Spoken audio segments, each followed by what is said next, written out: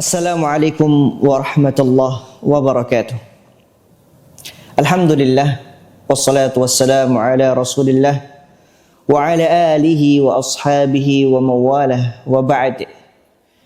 Ahibati fillah, teman-teman yang semoga senantiasa dirahmati oleh Allah Subhanahu wa taala.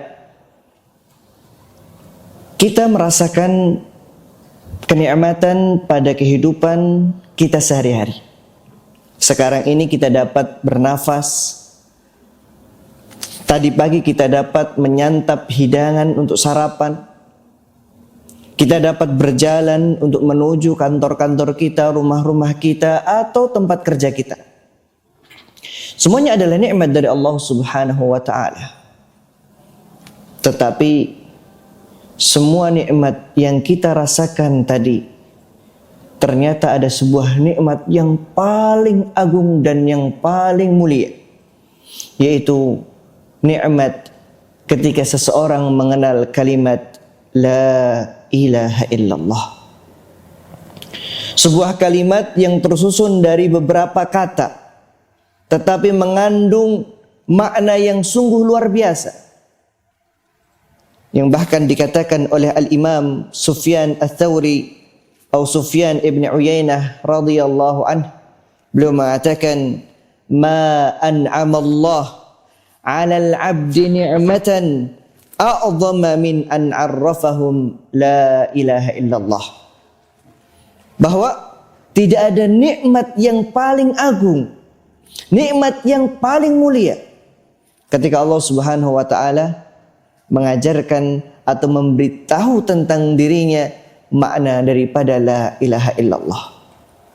Orang hanya berpikir tentang kenikmatan duniawi saja, tapi dia lupa bahwa ada nikmat yang paling agung daripada kenikmatan-kenikmatan duniawi, yaitu kenikmatan mengenal kata la ilaha illallah. Lantas untuk apa kita mengetahui makna la ilaha illallah?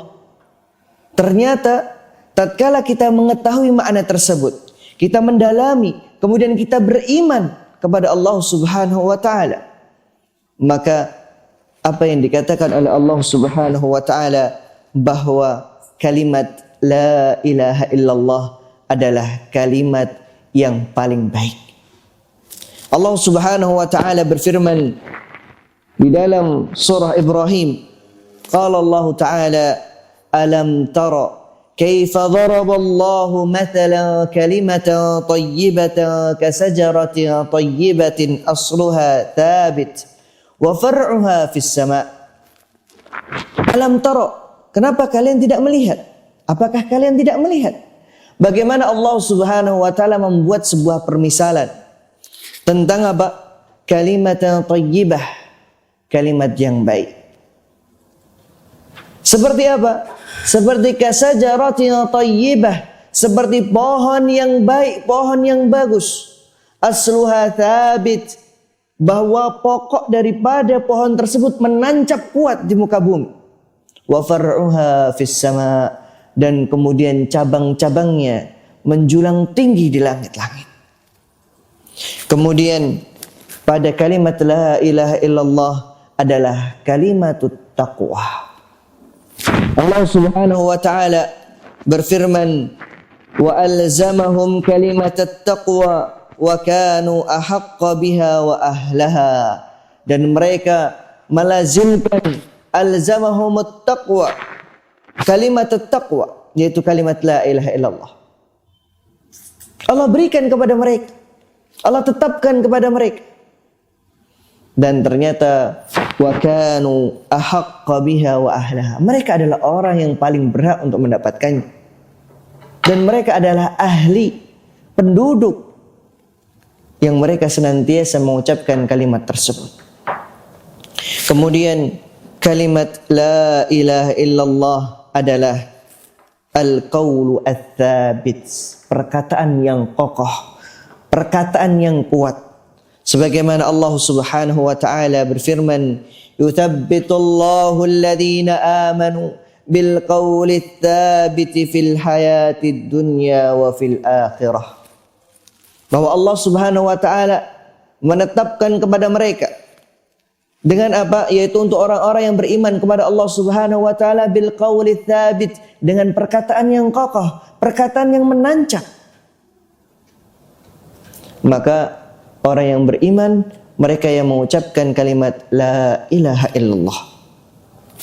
Kemudian perkataan atau kalimat la ilaha illallah adalah al-qaulu as-sadid, yaitu perkataan yang benar. Mungkin kita bisa mengatakan bahwa perkataan ini benar, perkataan itu benar. Akan tapi ada kalimat, ada ungkapan yang paling benar adalah seorang ketika mengucapkan la ilaha illallah. Allah Subhanahu wa taala berfirman, "Ya ayyuhalladzina amanu taqullaha haqqa tuqatih." Wahai orang-orang yang beriman, bertakwalah kepada Allah dengan sebenar-benar takwa. Kemudian Allah Subhanahu wa taala di dalam ayat yang lainnya berfirman, "Ya ayyuhalladzina amanu taqullaha wa qulu qawlan sadida." Wahai orang-orang yang beriman, berkatalah kalian dengan perkataan yang benar. Dan Allah di sini mengatakan, "Ya ayyuhalladzina amanu taqullaha." Bertakwalah kalian kepada Allah. Dengan apa? Dengan berkata dengan perkataan yang benar. Maka ahibati fillah, kalimat takwa, kalimat la ilaha illallah ini tidak hanya sekadar kalimat yang kita ucapkan pada lisan kita. Akan tapi perlunya kita memasukkan ke dalam diri kita, ke dalam hati kita, makna daripada kalimat la ilaha illallah. Karena tatkala kita memegang kalimat tersebut, kita akan yakin kepada Allah Subhanahu wa taala, Rabb yang memiliki asmaul husna wa sifatil ula. Kita akan yakin tentang tauhid kita kepada Allah Subhanahu wa taala. Tauhid kita akan semakin kuat dan tentunya akan berpengaruh pada ibadah seorang hamba, yang mana ibadah tersebut akan semakin baik. Dan tentu dengan seorang mengucapkan kalimat la ilaha illallah, maka dia akan masuk ke dalam surga.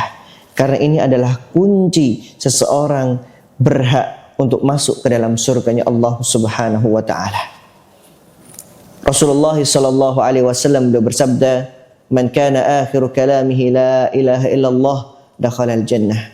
Barang siapa yang akhir ucapannya, akhir ungkapannya adalah la ilaha illallah, maka dia akan masuk surga.